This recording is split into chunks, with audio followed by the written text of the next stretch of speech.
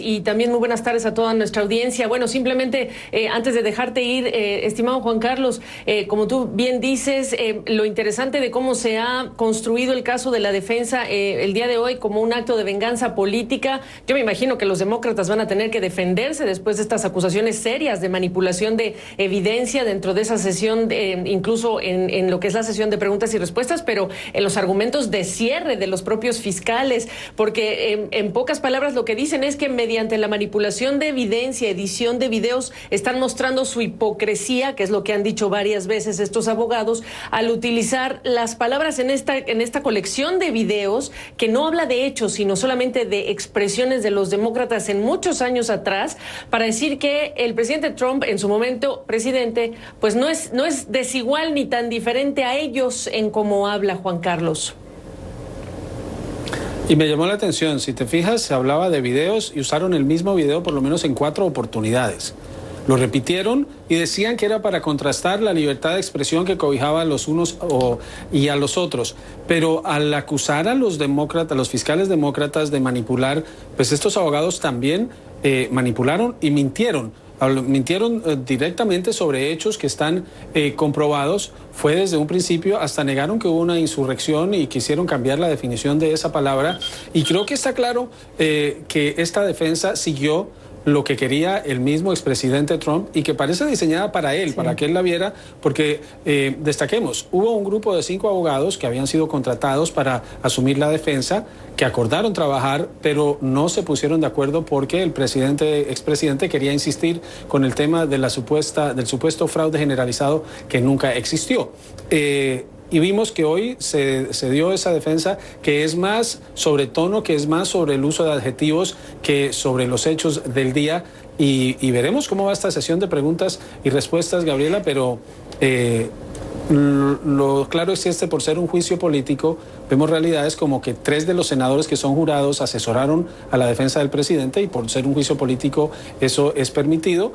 Y que ellos tendrán que decidir y sabemos desde un comienzo que va a ser muy difícil que 17 de ellos cambien de parecer. Pero por lo menos una defensa bastante trumpiana hoy la que vimos en el Senado.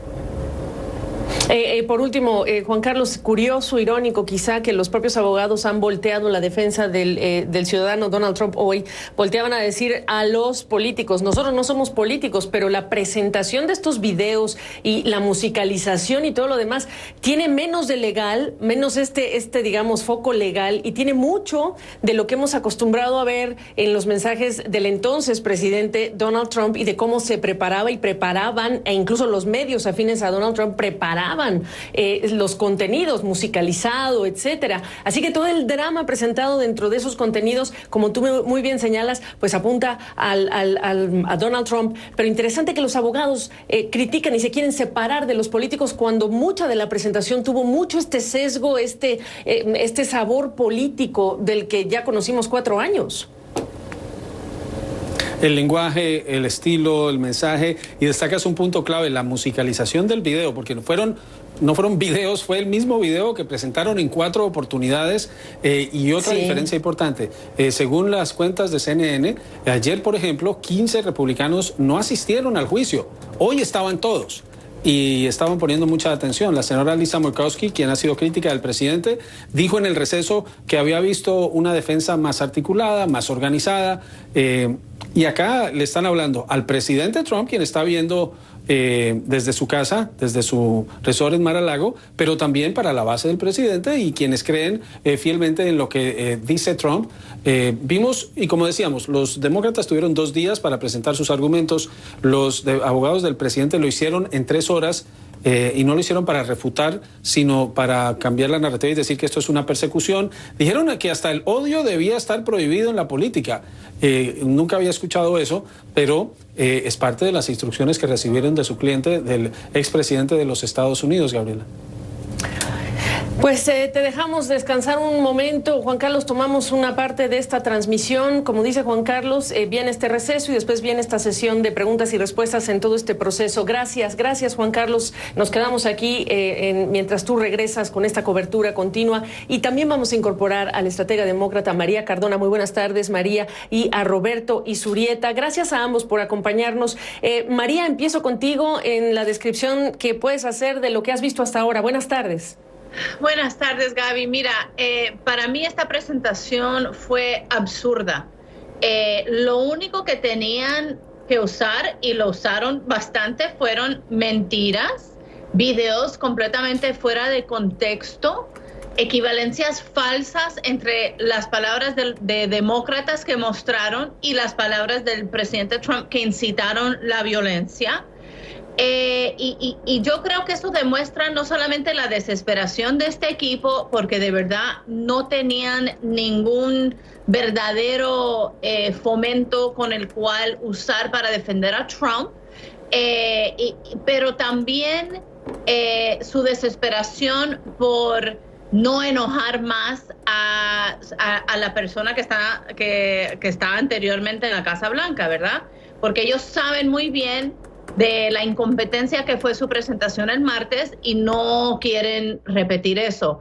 Pero yo creo que esto demostró que de verdad la defensa está completamente vacía. Ellos mostraron videos de los demócratas usando la palabra "vamos a luchar" y trataron de hacer la falsa equivalencia con las palabras de Trump, pero lo que no mostraron fue después, Gaby, un video que mostraba una turba incitadas por los demócratas que fueron a atacar o la Casa Blanca o el Capitolio o la Corte Suprema o cualquier otra institución. Otra cosa que a mí de verdad me dio como que un poquito de asco fue cuando empezaron a empujar dos grandes mentiras. La primera, que los que estaban involucrados en la turba que atacó al Capitolio eran miembros de otros partidos políticos, de Antifa, que como tú sabes, para nuestra audiencia, para los republicanos y los conservadores y los de la derecha, ellos usan Antifa como un nombre para describir a demócratas y a progresistas, y eso es pura mentira. Vimos hasta banderas de Trump, de aquellos que apoyan a Trump, que fueron los que estaban atacando el Capitolio.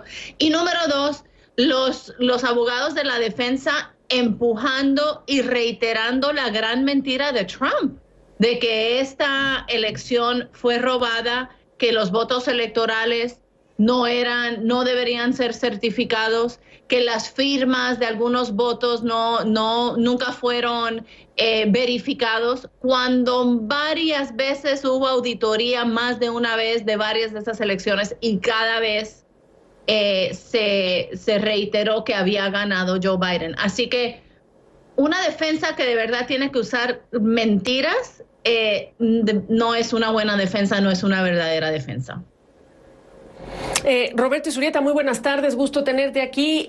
Háblame tú también de lo que viste. Yo insisto que la forma también es fondo, y cuando se sugiere a través de estos contenidos que no van, ni siquiera es una colección cronológica, sino son apartes en distintos tiempos, distintos años, incluso años distintos de la presidencia de Donald Trump, y musicalizado, pues se sugiere mucho, o es muy potente este mensaje de que la defensa va más allá de hablarle a los senadores, al jurado, sino que esto es un mensaje para los simpatizantes quizá de Donald Trump, e incluso para los republicanos que hoy también se le están jugando en este proceso a futuro. Muchas gracias por la invitación, Gabriela. Efectivamente, yo coincido con María. Los abogados estaban hablando a su cliente, a Donald Trump, que se está viendo por televisión este juicio. Y a mí también lo que me pareció interesante es que más bien parecía no un juicio contra el presidente Trump, sino un juicio contra la palabra luchar.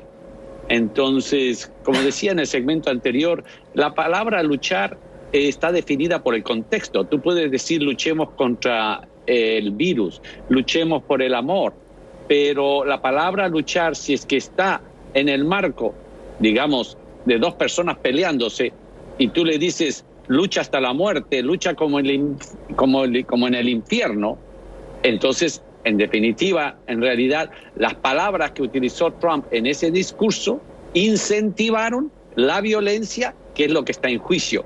Lo interesante es que trataron de irse por dos lados interesantes o peligrosos, por decirlo así. Primero, decir, ¿fue una insurrección o solamente fue un acto de violencia? En ambos casos estabas incitando a la violencia, estabas utilizando esa palabra no con un propósito ajeno que no sea al de incitar a la violencia. Y eso es lo que está en juicio. Y segundo, que me pareció interesante fue que comenzaron a mezclar y entraron y salieron de ese territorio rápidamente. La manifestación es un acto de la democracia en la medida que sea realizada pacíficamente. Y se refirieron, o sea, en realidad ahí sí, como diría, ahí honestamente sí me dolió y me ofendió, volvieron nuevamente a referirse a los hechos trágicos en Virginia en 2017, donde murió una persona, 18 heridos, por racistas. Cuando Donald Trump dice, bueno, hay buenos en los dos lados. Entonces, y lo mismo hoy utilizaban en lo que respecta a la lucha por los derechos, la vida de los negros también, la vida del negro también vale. Black Lives Matter. Entonces, lo que hay que entender ahí es, primero, sí, el derecho a la protesta es legítimo, no debe ser violento. Sea lo que fuere que están defendiendo, tenemos que rechazar la violencia. Pero hay causas distintas. Una cosa es si la gente está protestando por la igualdad de derechos de los ciudadanos y otra cosa es si la gente está protestando para permitir que no se cumpla la voluntad popular y asuma el presidente de la República. Esto es un acto antidemocrático, es un acto considerado en este caso de intento de insurrección, en el cual Donald Trump con sus palabras incentivó este acto que es lo que está en juicio.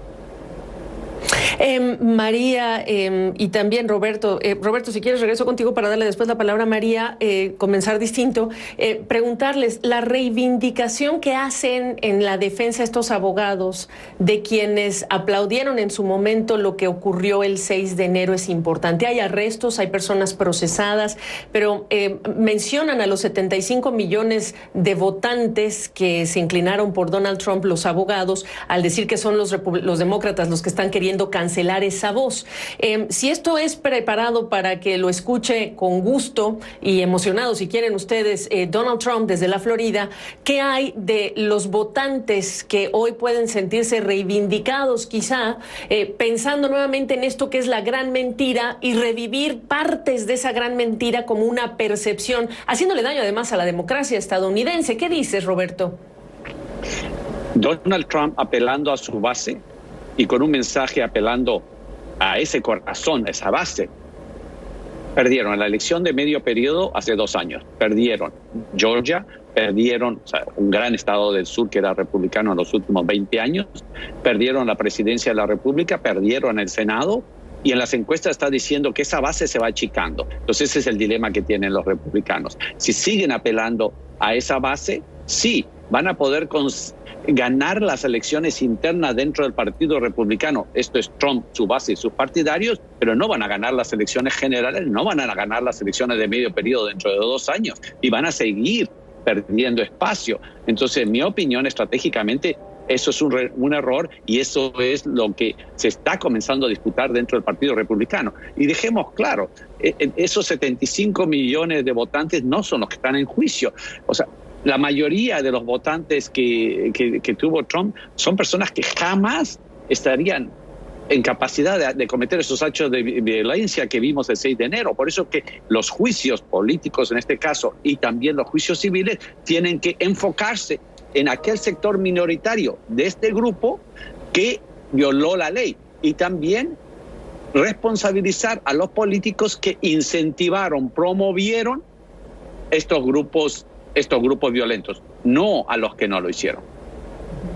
Y María, ¿dónde dejas además dentro de la respuesta que te pido? Evidentemente no estamos pintando en un brochazo a los 75 millones como apoyando esto. Las encuestas además lo han dejado muy claro, apoyando la insurrección en el Capitolio en el 6 de enero. No, pues no, los estadounidenses claramente han demostrado que lo rechazan. Pero al final del día, Donald Trump ha dicho regresaré, ha puesto puntos suspensivos y en este momento está su defensa hablando por él, porque es un hombre que no puede hablar en redes sociales. Y por ello te pregunto yo cuánto esta defensa puede revitalizar a un hombre que ha quedado disminuido porque no puede tomar Twitter y escribir nada hoy, y lo están defendiendo, y revitalizar a esa base más dura con lo que están escuchando de la defensa hoy.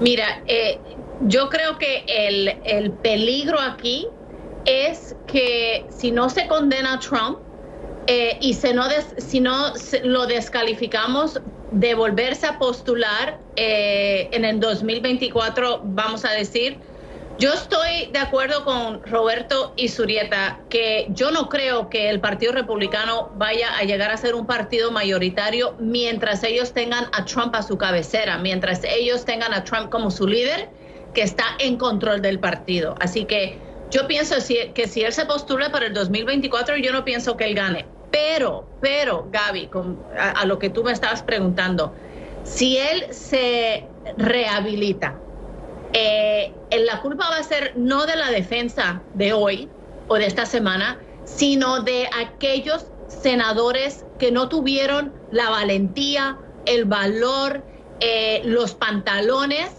para decir esto no es permitido en la democracia. Yo no voy a ir en contra de mi juramento que hice a mi cargo y a la Constitución y a mis votantes, y voy a cimentar mi legado en la historia como alguien que use mi voto en el lado del bien, de la civilidad, de la humanidad y la democracia. Aunque me vaya mal políticamente a corto plazo, yo voy a hacer lo correcto para que me pueda mirar a mí mismo en el espejo y que yo le pueda hablar a mis hijos y a mis nietos y a mis familiares con valor y con decencia. Pero yo pienso que la probabilidad de que tengamos 17 senadores que sean capaces de hacer eso no es una probabilidad alta, pero quizás tengamos más que los 6 que ahora tenemos que se den cuenta que aún si ellos no lo condenan y le quitan la capacidad de postularse, tengamos la posibilidad de que este señor se postule y que gane. Imagínate, Gaby, si tenemos a otro presidente Trump en el 2024, haber sucedido lo que pensamos que va a suceder si no lo condenan y no descalifican. Sí. Mira cómo él va a decir y mira cómo él va a describir lo que pasó, que él pudo más que cualquier otra cosa y que él tiene el poder de hacer lo que le dé la gana. ¿Qué cosa tan peligrosa para nosotros y para el mundo, Gaby? No lo permitamos. Les quiero dejar, vamos a abrir un paréntesis en esta conversación porque quiero incorporar también a Yone Molinares, pero pedirle su reacción de lo que deben contestar, si es que deben contestar los demócratas a esta acusación delicadísima de manipulación de evidencia en este juicio político que se le ha hecho pues a estos fiscales. Yone Molinares tiene reacciones a esta hora en el Capitolio. Muy buenas tardes, Yone, adelante. Gaby, pues es el momento en que ahora lo que va a ocurrir es que después de este receso cambia un poco el programa de lo que se había inicialmente, digamos, establecido, y en lugar de que este sea solamente el día de la defensa, pues los senadores van a aprovechar para la sesión de preguntas y respuestas. Entonces, se espera que sean 4 horas una vez regresen. Obviamente van a tomar un par de recesos, pero la idea es que vengan los senadores, hagan sus preguntas. Entendemos también que desde ayer los líderes les pidieron a los senadores que comenzaran a preparar las preguntas y desde muy temprano hoy lo están haciendo, y podrían incluso agruparse a 3 y 4, y esto es para evitar que se repita el mismo tipo de pregunta que tengan los senadores. Entonces están en ese proceso ahora. Obviamente hay un pequeño descanso y después comienzan 4 horas. En ese proceso y en los otros 2 descansos ya hemos tenido algunas reacciones. Dentro del pleno, cuando se estaba haciendo la ponencia de parte de la defensa, era muy diferente la dinámica a la de ayer. los republicanos más atentos que ayer, cuando estaban presentando a los fiscales, los demócratas atentos, pero muy se notaba la molestia de ver el mismo video que se repetía tantas veces, con muchos de ellos hablando de lo mismo y mostrando pues claramente su desaprobación. Y también había mucho movimiento de los que están haciendo estrategia, digamos, con la defensa, el senador Cruz y otros, senador Johnson, senador Daines, otros que están ahí trabajando con ellos. La idea obviamente es ver lo que está pasando, que la gente no puede ver porque las cámaras están fijas solamente entre los fiscales y la defensa. Pero vamos a escuchar, por ejemplo, una de las reacciones de un senador que es muy crítico de Trump, es un senador demócrata, Richard Blumenthal, hablando sobre lo que vio y la forma como los fiscales estaban tomando o comparando muchas de los discursos y la retórica que han utilizado muchos demócratas, comparándola con la de Donald Trump. Aquí está.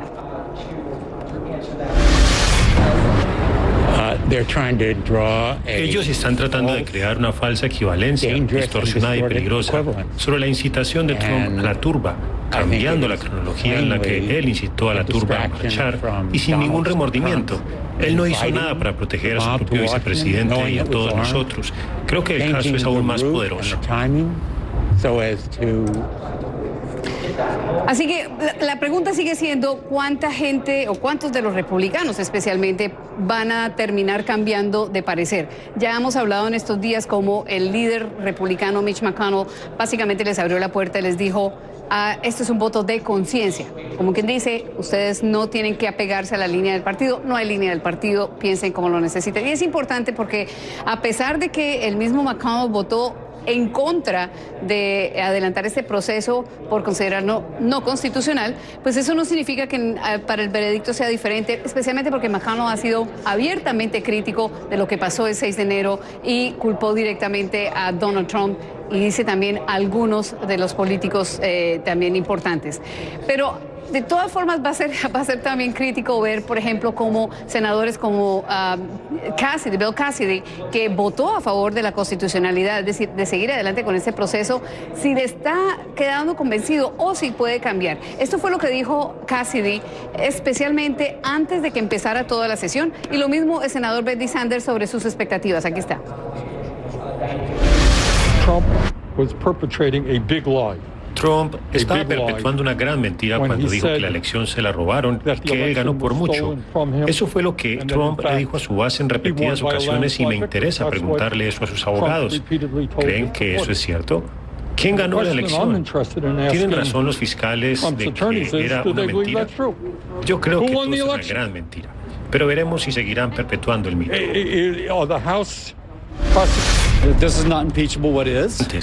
Si esto entonces no es condenable, ¿qué es? Debemos preocuparnos sobre si en el futuro alguien pierde y se podría repetir lo que pasó esta vez. Son preguntas que la defensa debe responder y espero que no se enfoquen solo en el proceso, pues ya se sabe que sí es constitucional. Y si debatimos eso, sería una pérdida de tiempo. Espero que hablen sobre la cronología de los hechos. Pues a juzgar por la expectativa que tenía el senador Cassidy, la defensa, el equipo, los abogados de la defensa solamente se concentraron en esencialmente decir que lo que había ocurrido el día del discurso, el 6 de enero, había sido un asunto que está protegido por la primera enmienda. Pero el caso de los fiscales fue más amplio. Lo que decía los fiscales es que lo que ocurrió el 6 de enero en la Casa Blanca, antes de que la turba llegara al Capitolio, fue la culminación de un patrón y una invitación clara de Donald Trump a través de tweet y a través de toda su actitud para incitar a la insurrección. Vamos a ver, porque esto es un asunto político. Acá hay un cálculo, Gaby, interesante para los que tienen una reelección en el 2022 y para los que piensan que Donald Trump va a estar mucho tiempo dominando el partido. Entonces, vamos a ver qué puede pasar. ¿Qué lado pesa más? ¿El lado que dice posiblemente Donald Trump vaya a irse debilitando con el paso de los meses, o quienes piensan que no hay mucho Donald Trump para el rato? Gaby. Exactamente, gracias Ione. Y We the People, traducido en este ámbito político, pues representa parte de lo que acaba de describir Ione Molinares. Ione está en el Capitolio en Washington, en un día frío, por cierto, son las 3:42 de la tarde, allá pronto va a oscurecer. Allá se encuentra también a las afueras del Capitolio Gustavo Valdez con 0 grados de temperatura, así de que antes de que pases más frío, ¿cómo estás, Gustavo? Cuéntanos qué es lo que estás viendo o qué es lo que ha ocurrido allá afuera en esta jornada. Son 0 grados, ya no siento nada, no sé ni cuánta temperatura es. Pero bueno, escuchamos dentro del Capitolio cómo la defensa presentó un video en el que se escuchaba a algunos demócratas prominentes como al líder de los demócratas, ya no es ni siquiera mayoría ni minoría, cuando se confirmó al juez Kavanaugh, en el que parecía dar a entender que si habría repercusiones violentas por la confirmación de un juez que ellos creían no debió haber sido confirmado a la Corte Suprema. La controversia fue tal en aquel entonces, hace un par de años, que él tuvo que hacer una aclaración de sus palabras diciendo que no estaban invitando a la violencia. Pero estos fueron los ejemplos que dieron los defensores de Donald Trump. ¿Por qué es significativo? Bueno, porque a pesar de que vamos a decir que hubo una intención o una mala, no se entendió bien lo que quiso decir Schumer, después de eso no hubo actos de violencia como los que vimos cuando Donald Trump incitaba o al parecer alentaba a sus seguidores a que llegaran al Capitolio. Y eso lo estamos viendo más claramente en el juicio penal judicial del Departamento de Justicia contra las personas que han sido ya arrestadas y enfrentan cargos por la insurrección, especialmente miembros de un grupo que se llama The Oath Keepers, los que mantienen promesas. Y la mujer que es la líder de este grupo es el foco de los investigadores porque han descubierto una serie de mensajes de texto y algunas llamadas en las que antes del meeting del 6 de enero, según las autoridades, ella estaba comunicándose con sus miembros del equipo, en la que primero decía, bueno, este meeting quizá no sea algo legítimo hasta que no nos invite Donald Trump. Y después de los tweets, de los mensajes de Donald Trump, ellos dijeron, ahora sí podemos ir. Y las autoridades dicen que uno de los miembros de este grupo intentó o estaba al menos hablando de la posibilidad de traer armas de fuego a través del río Potomac. Las leyes de control de armas en la capital del país son muy estrechas, entonces muchos creían que hubieran tenido problemas tratando de traer armas por las calles. Ellos creían que se podía distraer algunas autoridades y tratar de meter armas a Washington. No sabemos si eso sucedió, pero esos son los vínculos que las autoridades judiciales, federales, están haciendo directamente en la corte entre las palabras de Donald Trump y las acciones de los seguidores. Estos son los mismos argumentos que algunos de estos personas que han sido arrestadas han dicho, que ellos simplemente estaban siguiendo las órdenes de Donald Trump. Así es de que es un ámbito político distinto al que decía Ione, ya lo dejaba muy claro ella. En el Capitolio es algo político, es algo que los senadores, los congresistas pueden utilizar en sus campañas en un par de años. Las cuestiones penales tienen repercusiones más severas, especialmente para los seguidores de Donald Trump, pero sabemos que también hay un par de investigaciones en Georgia que pudieran tener repercusiones para el mismo presidente. Muchísimas gracias, Gustavo Valdez, afuera, allá en el Capitolio, reitero, hace frío, 3:43 de la tarde, hora de Washington. Estamos a la espera de que comience esta sesión de preguntas y respuestas. Mientras tanto, regresamos con nuestros colaboradores María Cardona y Roberto Izurieta. Les preguntaba yo lo que esperarían, en particular, sea la respuesta a estas delicadas, digamos, anotaciones que han hecho los abogados en cuanto a manipulación de evidencia, como han acusado a estos fiscales, la parte defensora. María, mientras esperamos a que regrese esta sesión, se reanude lo que es el Q&A, pues, ¿qué esperarías que deben decir en su descargo para defenderse de estas acusaciones delicadas, pues, los fiscales demócratas? Los fiscales demócratas van a contestar o tratar estas preguntas, yo pienso, de una forma muy agresiva, porque es mentira. Los videos que ellos usaron son puros videos que vienen de la palabra de la boca de Donald Trump. Y yo pienso que el cargo, el insulto de que el equipo de los defensores, los abogados de Trump usaron eso en contra de los demócratas es porque no tienen ninguna otra defensa, Gaby. Mira, la incompetencia que ellos demostraron el martes, de verdad hoy día no ha cambiado. Lo único que cambió fue que parece que ellos agarraron dictación de Trump para qué era, preguntándole qué era lo que él quería que ellos usaran como defensa. Porque fue muy trompiano, como lo queramos, ¿verdad? Como lo queramos decir o describir.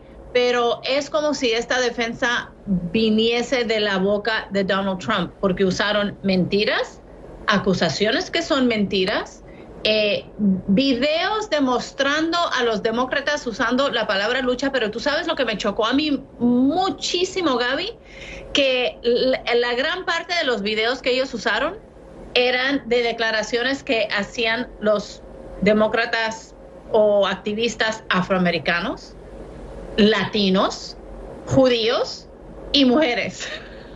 Eso no es una coincidencia. Eso es una, como decimos en inglés, un dog whistle, como ¿cómo diría yo? Una comunicación para la base de Trump, ¿verdad? La base de Trump, porque ellos saben qué es lo que los incita, qué es lo que ellos quieren ver de la defensa de Trump, especialmente la audiencia de uno que es Donald Trump. Y hay que acordarnos que pues el jurado son senadores republicanos, 17 que si quisiera pasaran de lado, los demócratas pasaran y dijeran sí es culpable el presidente Trump, pero también en este receso CNN ha podido saber que Lindsey Graham, uno de los senadores, pues que también es jurado, pues ha también tenido una reunión en este momento de receso con los abogados defensores de Donald Trump, como ocurrió el día de ayer con, digamos, los más férreos aliados de Donald Trump, hoy ciudadano.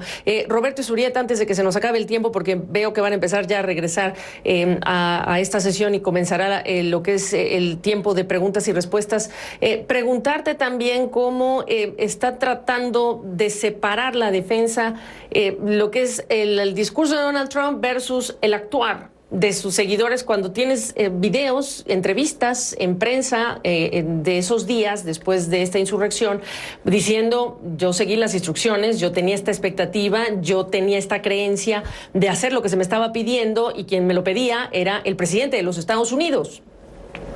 Exactamente, lo que dicen estos personajes sumamente violentos que deben ser enjuiciados y están siendo enjuiciados, yo estaba actuando por pedido del presidente.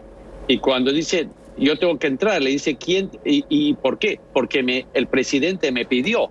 Y se refieren al discurso que lo hemos visto tantas veces. Y lo que sí es interesante que la defensa en un momento sí dijo y utilizó una sola palabra de ese discurso cuando dice que sea pacífica. Pero cuando vemos todo el discurso completo y todos los demás discursos que se dieron antes, o sea, estaba incitando a la violencia. Y lo otro que me pareció interesante en la parte demócrata en su momento, decía, nosotros no nos preocupa que Donald Trump vuelva a competir. Lo que nos preocupa es que sabemos que va a volver a perder y por lo tanto va a volver a hacer lo mismo. De eso se trata este juicio. Entonces, a esa acusación realmente la defensa no ha podido ver un camino de salida, en mi opinión. Y fíjate, Roberto, que ayer hablando con María Cardona, pues nos hablaba del precedente que se va a sentar en función del desenlace de este caso. Háblanos tú de ese precedente en la democracia, la historia democrática de los Estados Unidos, o no importa. Y esto es, se olvida la gente, nos importa la pandemia, estamos en momento de vacunas y de pandemia y de colapso económico, y esto va a quedar enterrado. Efectivamente, yo pienso que existe el ánimo, incluyéndome a mí, de que no tengamos que estar discutiendo estas cosas, sino que estemos discutiendo cómo resolver para que existan más vacunas, cómo resolver para que avancemos en la crisis económica, cómo hacer para que el gobierno pueda tener todo su gabinete conformado, cómo hacer y discutir la reactivación económica, el paquete de estímulo. Pero aquí viene una obligación, yo creo que no solamente moral, sino demócrata. Y siempre decimos, cuando existe un acto ilegal, no podemos permitir la impunidad, porque si permitimos la impunidad, esos actos se van a seguir repitiendo, 1, 2, la gente sí tiene que ser responsable de sus actos. O sea, tenemos una serie de obligaciones como sociedad. Entonces, sí, no es agradable volver a tener que vivir lo que vivimos todos el 6 de enero. No es una cosa agradable, deberíamos concentrarnos en lo demás, pero efectivamente, si es que la justicia no opera, sea en este caso un juicio político, y la civil y la penal, lo que va a pasar lastimosamente es que vamos a repetir estos hechos. Yo soy de los que lastimosamente piensa que la mayoría de las personas sí efectivamente no cometen actos ilegales por una cuestión de principios y valores, pero también es importante en la sociedad que sepamos, todos los ciudadanos, que si cometes un acto ilegal, tienes que ser responsable de esos actos, se va a conocer y pagarás, tendrás que ser responsable de esos hechos. Entonces creo que eso es parte de lo que tenemos que tener como fibra social y política, lastimosamente.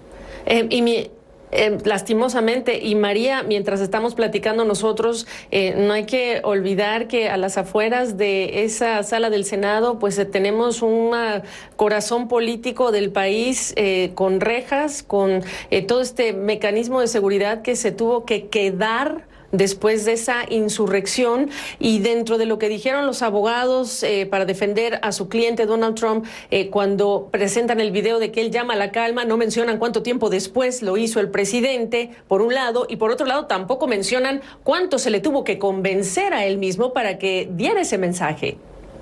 Así es, Gaby, y eso es la realidad que todo el mundo conoce, que los que lo estaban asesorando al presidente Trump, en ese momento presidente Trump, le estaban rogando que por favor, su propia hija Ivanka Trump le estaba rogando que dijera algo, que por lo menos demostrara algún tipo de remordimiento, pero él no es capaz de eso. Al contrario, tenemos reportajes de que él estaba caminando por la Casa Blanca y él verdaderamente no entendía por qué la gente que trabajaba por él no estaban tan entusiasmados de lo que estaban viendo, de la turba, de las acciones de los terroristas en contra del Capitolio y en contra de los senadores. ¿Por qué no estaban tan entusiasmados con eso de lo que él estaba?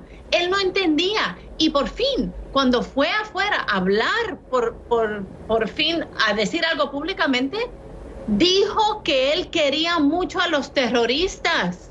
Sí, le dijo que se fueran a su casa después de que lo obligaron a decir eso, pero también dijo, ustedes son personas muy especiales, ustedes son personas que yo las quiero mucho y no nos vamos a olvidar de ustedes. Gaby, estos son terroristas, criminales, que ahora mismo todos están procesando legalmente y espero que tengan tiempo en las cárceles. Y mira, Gaby, yo diría esto, si los senadores no son capaces de encontrar su valentía y no ser cobardes y para condenar y descalificar a Trump, yo pienso que este señor Donald Trump debe enfrentar cargos criminales.